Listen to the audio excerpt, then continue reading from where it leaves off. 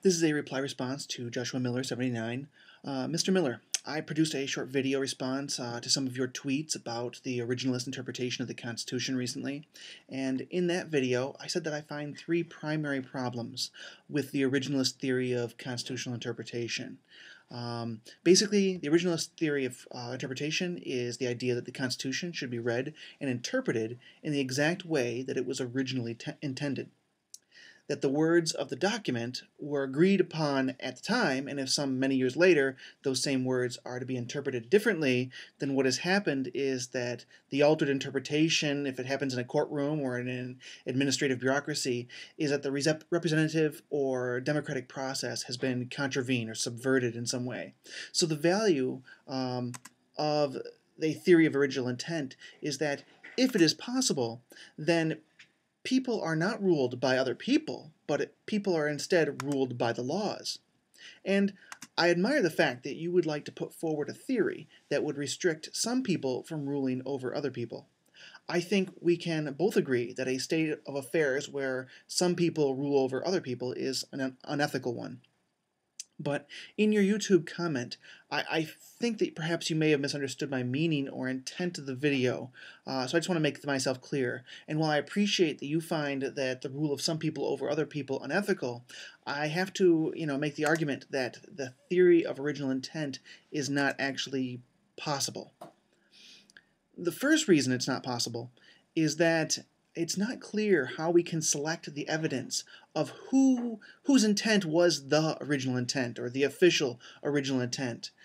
We could say that only Madison's opinion about the Constitution is relevant and counts as the original intent because he was the one largely responsible for its final form.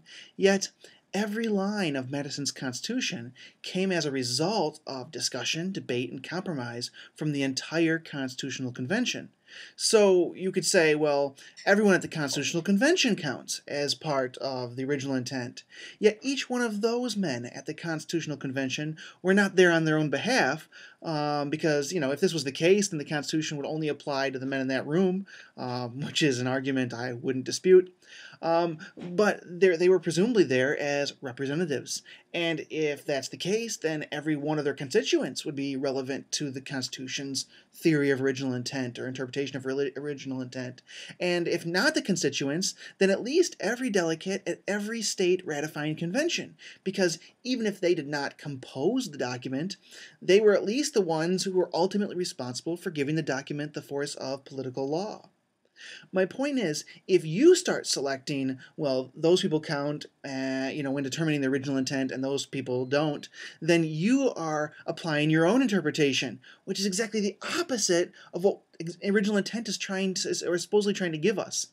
If you can decide, or I can decide, who counts or who's relevant and who doesn't, then anyone else should be able to decide who counts. And that means if a judge says that he likes Alexander Hamilton, and Alexander Hamilton's interpretation of the Constitution gives him the right to pretty much make any determination he wants because he's the government, then, then the original intent theory allows that judge to select Hamilton's interpretation, and he can basically have. You see what I'm trying to get at? Like that, the original intent is not preserved. The purpose or intent of original intent is not preserved.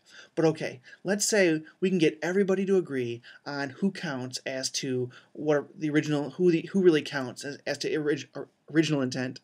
I don't think that's even possible. But okay, let's say for the sake of argument that it might be. If it were, then we are still left with all the contradictions in all the thoughts of all those people, and how do we reconcile them? And it seems to me that any attempt to reconcile the contradictions from all the people who count or are relevant, that we need to make certain interpretive decisions again. And as soon as we make interpretive decisions, we lose that ground we were trying to gain with this original intent theory. If we're trying to make interpretive decisions, then other people will too. And then you have, rule of people who get to decide who makes the authoritative interpretation. So again, we don't solve the problem. And the third problem I have is that even if we can all agree as to, the people who count and are relevant to this, and we can all agree as to, how to reconcile their various statements. We still have to decide, that we still have to look at the documents that we have that left, because let's back up. We won't know their actual intent of all these people, because intent is like a state of the mind. It's a secret. You know what I mean? Maybe they had motives that are not anywhere documented, and intent being a state of the mind, by accepting their written words as always sincere and actually representative of their intent, that would be an interpretive decision on our part, and we're back to square one again. So that's my recap of my objections to a theory of original intent for interpretation of the Constitution.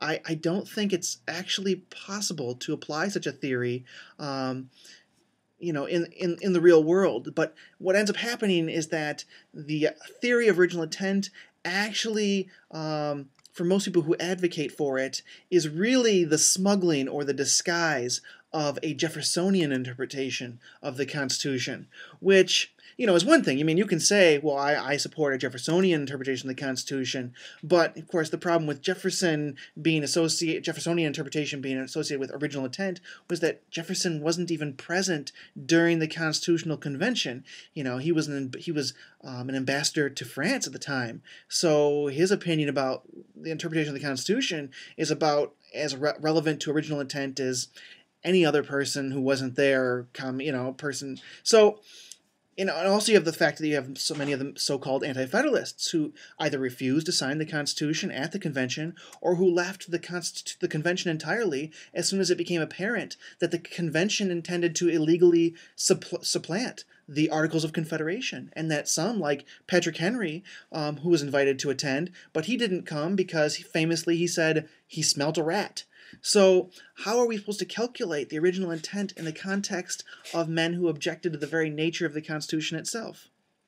So, to you, Mr. Miller, I hate to beat up on a theory you seem to have a lot of personal affinity to, and I mean you absolutely no disrespect as a person, but when you brought up the subject, I was working on a paper about the theory of history and historical interpretation, and I realized that my thoughts on the interpretation of history had a lot of direct relevance to this original intent theory, and, if I'm missing something, or you think you can still rescue your original intent theory from philosophical oblivion, then I invite you to make the attempt. At this point, I just don't think it's even possible to do so. So, as much as I hate the idea of that some people rule over other people, I'm afraid that the theory of original intent is impotent to help us remedy this ethical problem. So that's my response. Thank you so much, Mr. Miller, and everyone, to listening to my philosophical ramblings.